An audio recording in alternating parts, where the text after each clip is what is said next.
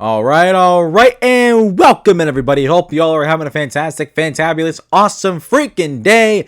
My name is Garrett Shoemake, and this is the Shoemake coming at you with my Week 5 preview. It is October 2nd by the time you guys are seeing this, and October 1st at the time of me recording this video. Spooky season has arrived. Ooh, I love Halloween. Halloween is a great holiday. Not as much as I used to because I don't go trick-or-treating or go to Halloween parties. I don't do any of that stuff no more now that I'm, a young adult making videos, working hard, saving money. I don't got the time for that.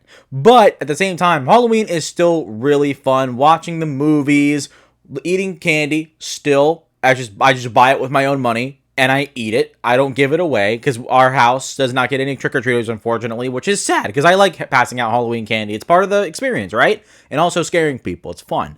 But other than that, with Halloween, it's fun. I love to watch A Nightmare Before Christmas. I think it's a really good movie to watch in Halloween and Christmas. What do you guys think? Is it a Halloween movie or a Christmas movie? Let me know in the comments what you guys think.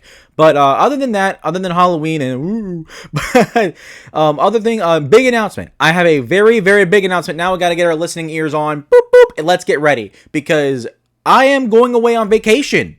Woo! I'm going away on vacation, going to Tennessee for a couple weeks, and I'm going to be leaving on October 10th. So that's going to be a week from the time you are seeing this video, which would be Thursday, October 2nd. I have said. Probably shouldn't have said it like that. I don't know. But either way, my uncle that lives in Tennessee, he's going to be flying down later in the week. So I'm going to be focused on that, focused on packing. It's going to be a hectic experience. I haven't had to pack up for 2 weeks in a hot minute. So I'm going to have to prepare for that, get that ready. And Friday, going to hit the road. Head up to Tennessee for a nice long 2-week break. So there will not be a week 6 preview or week 6 recap, and I will be back on the 27th where we will come back with a week 8 preview. So no week 6 preview all the way to week 7 recap. You will see a week 5 preview earlier next week. Right on Tuesday, you guys are going to see that. So week 5 recap is going to be a thing. It's going to happen.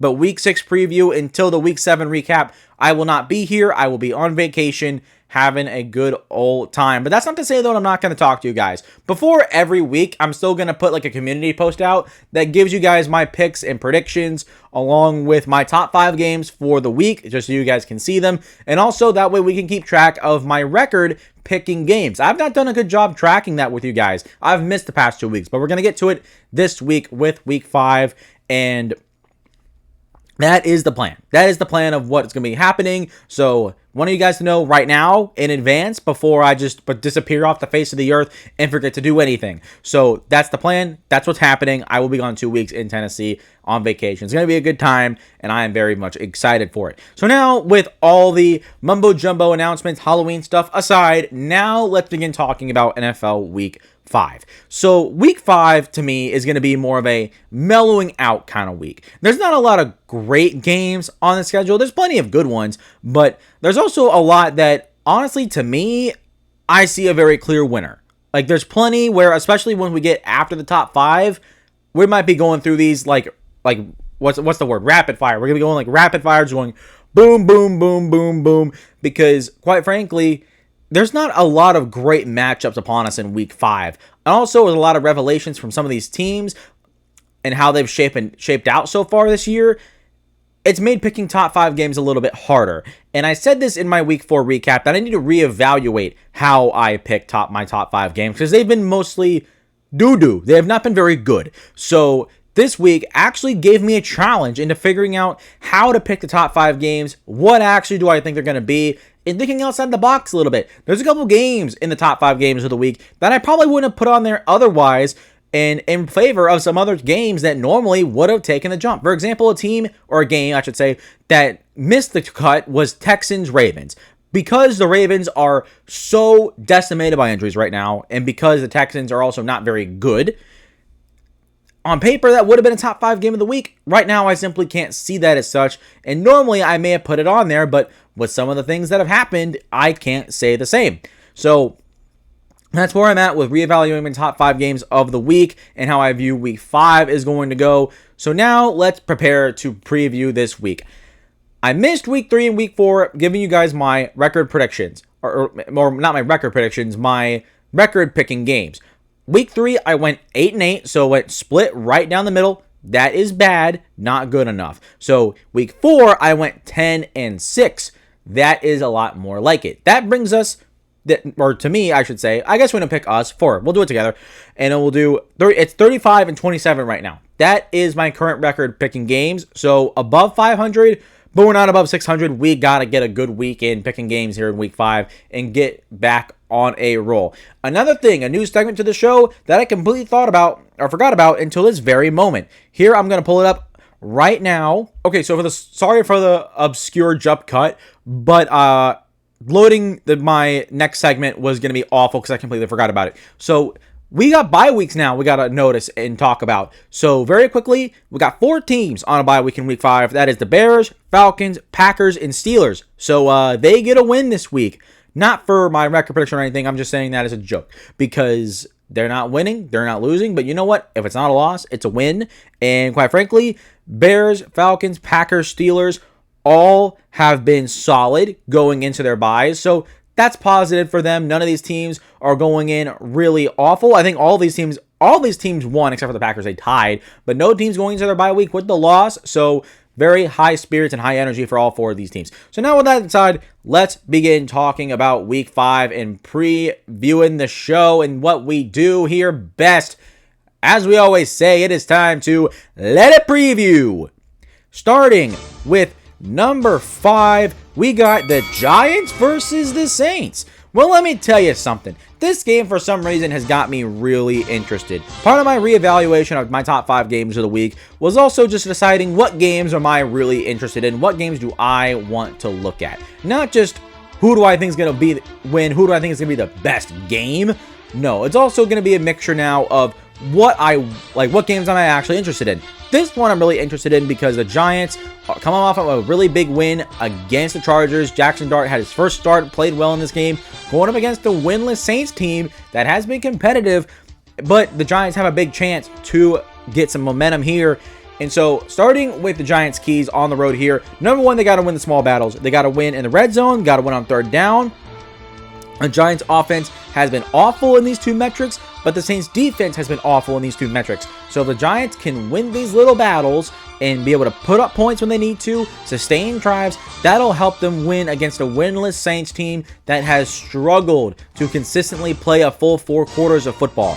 Key 2, you got to get the run game going. Malik Neighbors is out for the year with a torn ACL. So what does that mean? That means your run game has to step up and play a bigger role in this game and also going forward. So I want to see them run the ball more, also help get Jackson Dart more comfortable, and that way the Giants can play balanced football, sustain drives, and that way if they can get to the red zone, they can score points. And then key 3, gotta pressure Spencer Rattler.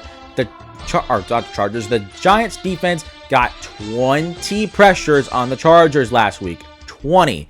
Last week, we really saw what this Giants defensive line could actually do at full strength when they are playing their tails off. It was an impressive performance going back and watching it. So I want to see more of that. You're going to need to get pressure on Spencer Rattler if you want to win, and I think they can. Most certainly they can. So I'm going to be looking for that. I'm expecting at least 4 sacks.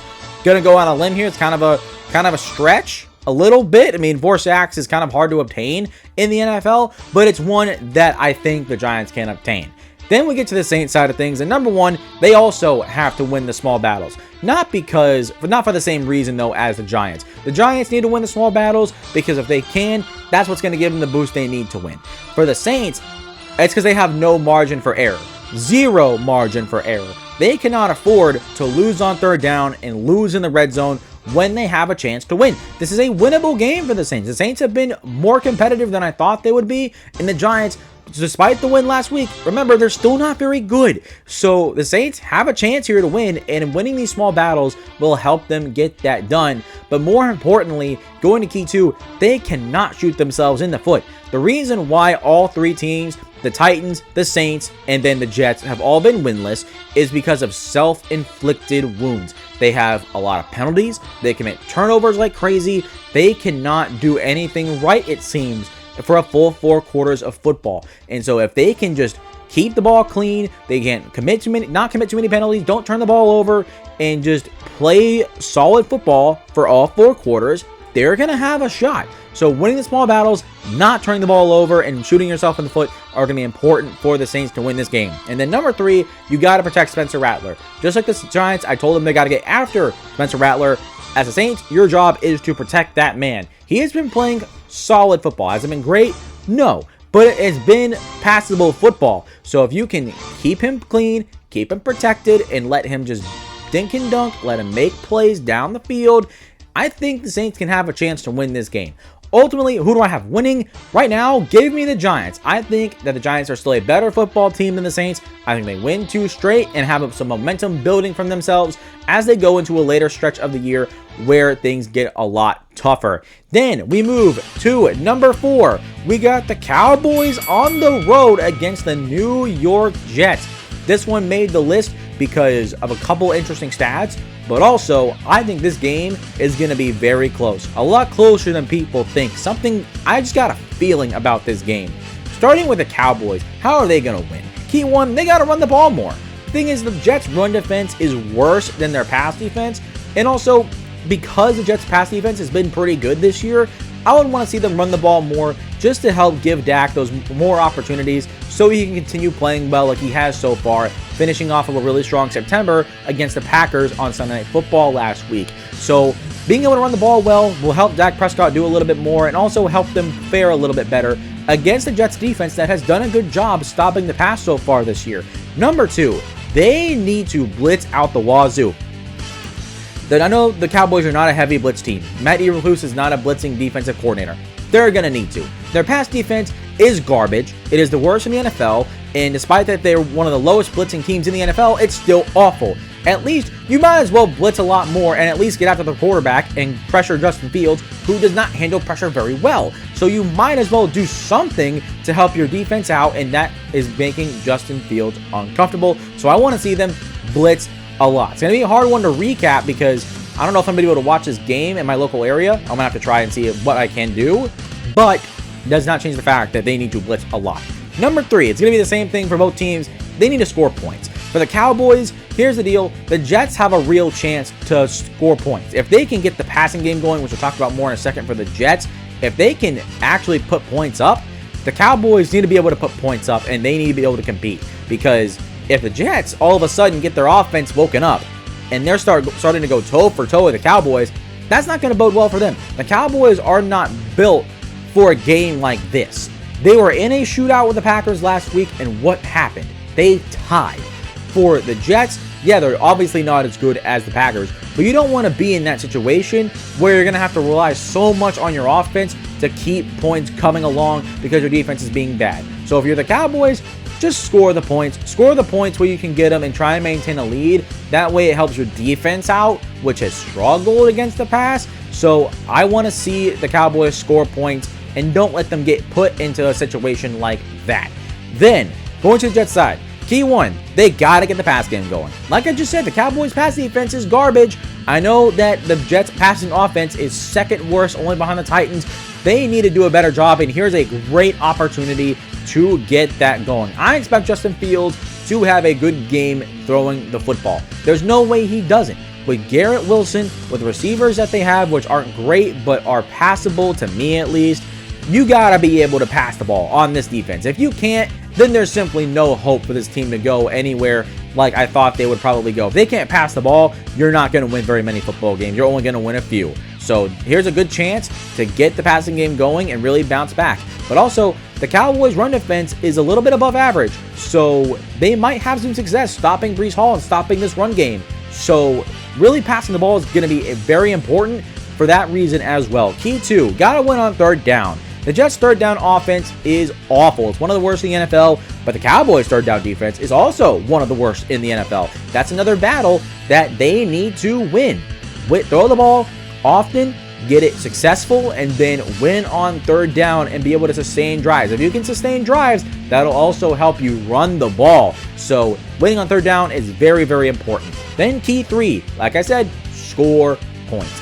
If the Jets can throw on the on the Cowboys defense and score some points, that's going to put pressure on this Cowboys offense. And the Cowboys offense is what has kept the Cowboys in games. So if you can put pressure on them to deliver, maybe you can pull off a big turnover. You can pull off a big stop on 4th down. If you're keeping this game close and scoring points, that's going to help you win this game and put more pressure on the Cowboys. That's how you're going to have to win. That's how it's going to happen. Who do I have winning this game? Give me the Dallas Cowboys right now. But there's an interesting tidbit that I want you guys to follow, because the Jets could very well win this game because of this one stat if you're one of these guys that follow it. No Jets head coach in their first year has ever started 0-5. So Aaron Glenn is currently 0-4. If he loses, obviously that'll be 0-5. No Jets head coach in their first year has ever done that. So Jets are on upset watch right here. We're going to have to see who wins. This one's going to be a very close game, I think. It's going to be one that will be interesting to watch. Now we move to number 3, and it's Thursday Night Football, 49ers on the road against the Rams. This one's going to be very, very, very, very, very, very, very important because the NFC West is absolutely loaded right now. Only the Cardinals are one game back, and every other team, the Seahawks, 49ers, Rams, are all 3-1 right now. If the Seahawks lose this week against Tampa, the winner of this game will have definitive first place positioning in the NFC West. So this game, winning it, is very important for both of these teams. For that divisional lead, it's going to be really important for them. Starting with the 49ers, key one, they got to run the ball. I know running the ball has not been successful very much at all for the 49ers this year. But Ricky Pearsall is going to be out. Their passing game is also going to be suffered because Brock Purdy is also out again. So they really need to be able to run the ball in this game and help their offense be a little bit more balanced, because the Rams defense is good. So you need to do what you can, and running the ball is going to really help this offense continue to stay on schedule. And then number 2, they got to win on 3rd down. Both third down offense for the 49ers, and then for the Rams, 3rd down defense, these are both good. So the team that can win that advantage will help really get a boost in winning this game. And then key 3, gotta keep this game close any way you can. If you get down against the Rams by 2 scores, honestly, I'm gonna go bold here. If the 49ers go down 2 scores in this game, it's gonna be over. Rams gonna win this game, because the Rams are simply better. They're more talented, and I know that the 49ers are still good. They're well coached, but right now the Rams are playing really good football, and they have a chance to bust this thing wide open if the 49ers let them. So they need to score points. They need to get the Rams offense off the field. They need to keep this game close with a chance to win the game late, because I think that's how they're going to have to win it. And right now, the 49ers are hurt, and they may not be able to do that. They're going to need to do that if they want to win. Going to the Rams side of things, though, number 1, they got to win in the red zone. The Rams' red zone offense is the one thing that really has not been very good for them, and the 49ers' red zone defense has been pretty solid. So the Rams need to win this battle. If you can get touchdowns, you need touchdowns. No ifs, ands, or buts about it as my script falls over. You don't want to keep the 49ers close, just like I talked about with key 3 for them. If you keep the 49ers close, there's a chance that they can come back and pull the rug out from under you and win a game. So the Rams, when they have opportunities to score touchdowns, they need touchdowns, not field goals. Big key for them. Key 2, they also need to run the ball. The 49ers defense has been very good this year so far overall, but the one thing that's been the weakest part, arguably, is the run defense, which has been average. The Rams' rushing attack has been very good this year with Kyren Williams and Blake Corum. It's been very good. So they need to run the ball against, I guess, the technically weaker part of the 49ers defense and help them sustain drives and keep the 49ers off the field. That's going to help them a lot in scoring points, moving the ball down the field, of course. And like I said with key 1, if they can get into the red zone, there's their opportunity to get touchdowns because you're running the ball well and sustaining drives. Then number 3, no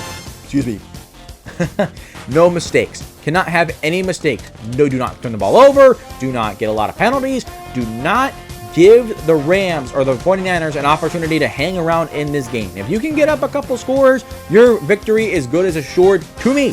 So if you can get up, no mistakes, there you go. That's a good winning formula for the Rams, and they're the team that I have winning in this game on Thursday night. taking potentially first place in the NFC West. But we'll have to see, though, because number 2, wow, the team came back out of nowhere.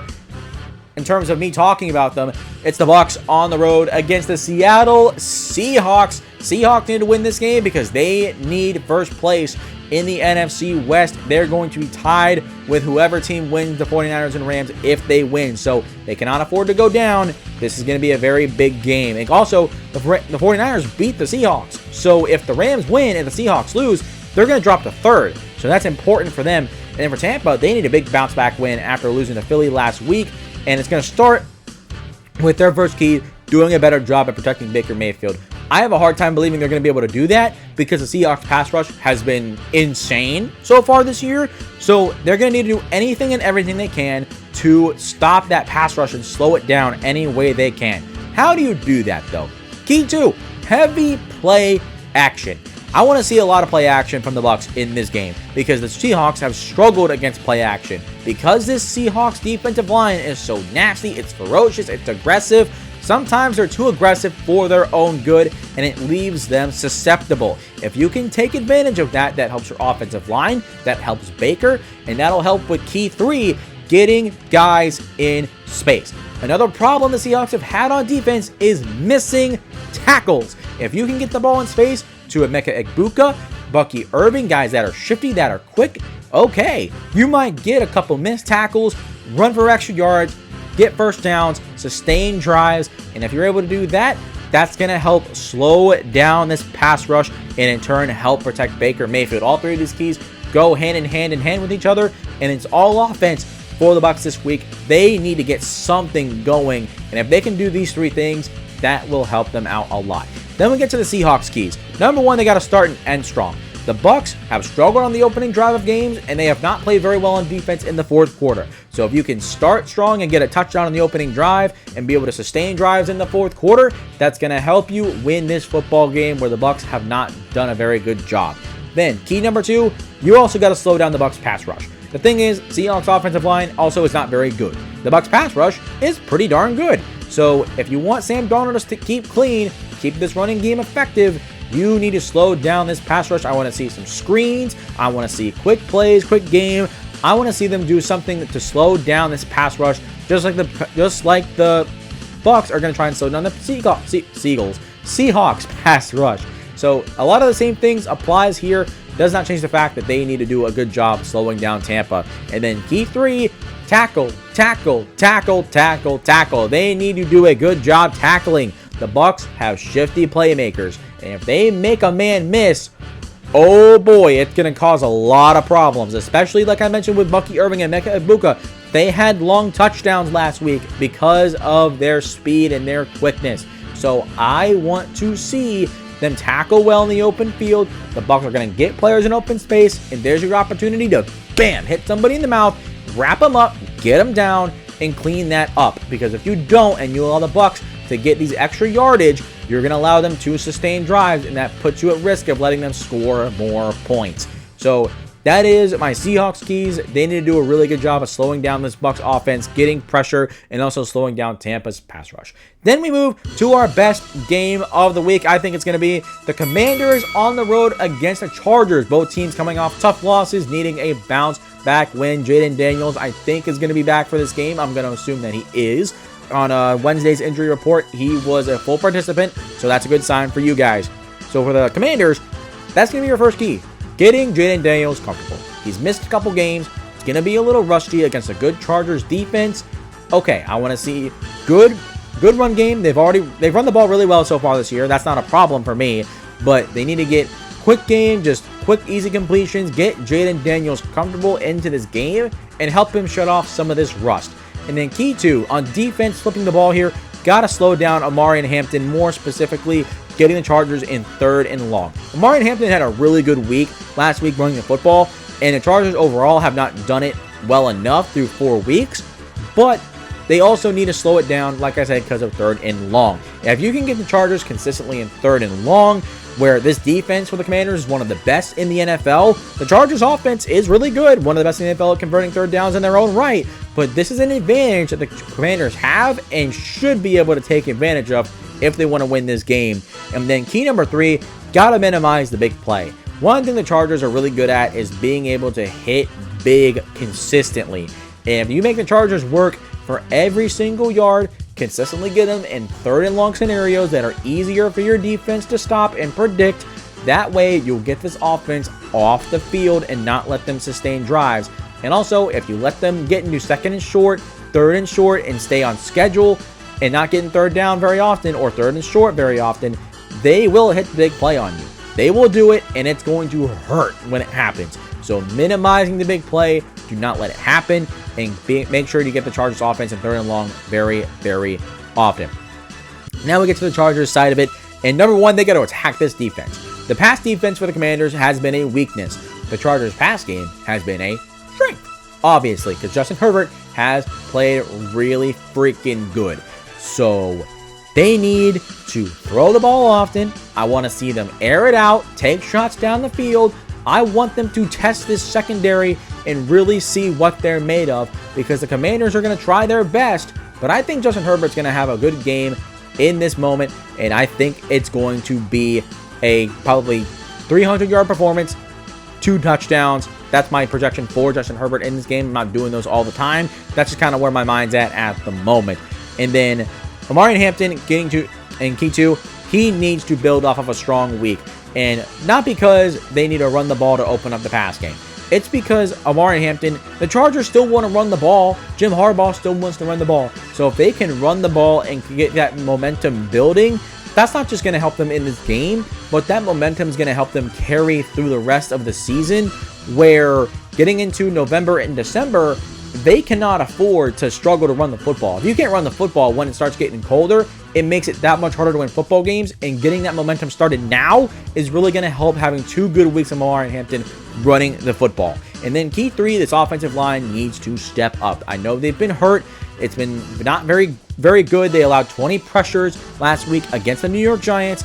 That needs to be cleaned up. Against a Commanders pass rush that's nowhere near as good, I want to see an improvement here. They need to be, especially because part of the Justin Herbert and his success in this game is being able to hit the deep shot down the field, and that's only going to work if the Chargers offensive line can buy Justin Herbert the time he needs to make those throws. So I keep on saying Commanders and Chargers, I keep messing them up, but if the Chargers offensive line can step up and lower those pressure numbers, that will help this entire offense continue to churn out points and yards, how they've been able to do it all year long. So there it is. That is my top 5 games of the week. Like I said, a little bit different than I normally have. I took time to seriously reevaluate my top 5 games, and I'm pretty confident that this is going to be a better week overall. So hoping for that, and I'm feeling good. Now let's go to the rest of the games on week 5. Here, we're going to pull up the graphic right now. Boom. Here we go.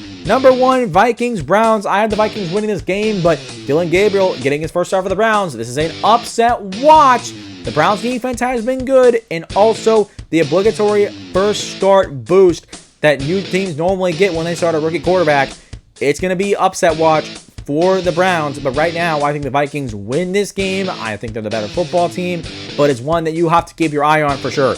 Number 2, Raiders, Colts. Give me the Colts. The Colts, I think, are going to bounce back after a after a tough loss against the Rams last week. The Raiders have not been very good. Geno Smith has not been Geno Smith. He's been more, I will call him, Gene the pick machine. He has been throwing interceptions out the wazoo. He had 3 picks last week against the Bears. He leads the league with 7 picks through 4 games. That is not good at all. The Colts, I think, will get a couple takeaways on the Raiders, and I think they will win this game. Next up, Broncos, Eagles. This game would have been in the top 5 had it not been in the Broncos being inconsistent this year. And that's why I have the Eagles winning this game, because they've proven that even when things get tough, they can pull out a win and toughen up when they need to. The Broncos, I'm not really sure where they lie right now. They've got a couple good wins, but also got a couple really bad losses. So they need to clean it up and play consistent football if they want a chance. But right now, I think the Eagles win this game. Then, Dolphins, Panthers, ain't nobody watching this game, bro. This game is going to be one of the worst ones on the slate for me right now. And honestly, I really can't tell you who's going to win. I'm going to pick the Panthers for now, mostly because I'll put some personal bias in here. Sorry. I want the Panthers to win this game. And for the Dolphins, they lost Tyreek Hill. He's out for the year. It's going to be one interesting game to look at, but it's not going to be very good. I'm telling you that right now. But Panthers, I have them winning this one. And then the game that missed the top 5, Texans, Ravens. Who knows what's going to happen in this game? The Texans could pull this one out because of all the Ravens' injuries, but also the Ravens are back at home, and maybe that gives them the boost they need. They got a better backup quarterback in Cooper Rush this go-around, so maybe he can keep them afloat. But right now, give me the Ravens. Again, I'll insert a little personal bias here on this one because I'm not really sure who's going to win. I'll pick the Ravens to win because I do kind of want them to win over the Houston Texans. Considering all the Ravens have been through so far this season, they need a bounce back win really, really bad, and I think they get it here at home. And then Titans, Cardinals. Cardinals, no doubt in my mind, I'm not picking the Titans to win any football games until they've proven they can win. Until they've done that, then I'm going to have them losing every single week. I'm going to put bias in here for the 3rd straight game because I am a Titans fan. Then, here we go. Lions, Bengals. Give me the Lions. The Bengals have been awful without Joe Burrow. The Lions have been great. I think they're going to destroy them. I think they're going to get beat up very, very badly, and the Lions are going to go ahead and put up a lot of points. And then Patriots, Bills on Sunday Night Football. This one's going to be interesting to look at because the Patriots, coming off of a strong win against the Panthers last week, they need to have a good performance against the Buffalo Bills. Right now, I think the Bills are going to win. They're still the better football team. They're at home, and I'll be interested to see how Drake May plays in this game. He wasn't fantastic last week, but he was very efficient because they ran the ball pretty well. So if the Patriots can follow up that similar formula, they should be able to compete in this game and keep it close. Mike Vrabel has done a good job playing against Josh Allen in his head coaching career, so that is something to look at. But right now, the Bills are a better football team. I think they win. And then Monday Night Football, Chiefs on the road against Jacksonville. Jacksonville are 3-1. They're rolling right now. But this Chiefs team has caught a little bit of fire, and I think they win this game and continue that fire because the Chiefs defense has continued to be very good. And quite frankly, I think Trevor Lawrence is going to struggle with the pressure that Spags is going to send at him. I think it's a recipe for not maybe total disaster, but I expect Trevor Lawrence to have a couple turnovers in this game, and I think the Chiefs will win. Also, because their offense had a really strong game last week against Baltimore. So with that being said, that is my top 5 games of the week. That is my week 5 picks and predictions. What do you guys think? Let me know your thoughts in the comments down below. Who do you have winning? Who do you have losing? What do you think I'm right? What do you think I'm wrong? I want to hear everything you guys have to say. Next, make sure you guys leave a like and subscribe to the YouTube channel if you've made it this far to the TheShumakeTake. I would really appreciate it if you guys would do that. We're trying to reach 500 subscribers before the end of the 2025 regular season. So hitting those 2 buttons and getting the word out would really help getting me and this show into the algorithm. And lastly, make sure to follow me on social media, whether it's Facebook, TikTok, Twitter, Instagram. Follow me over there. Just continue to grow the community that we're trying to build here on this channel. But for now, that's going to do it for me today. Hope you guys have enjoyed. Love you guys. Appreciate you guys. And I will see you all next time.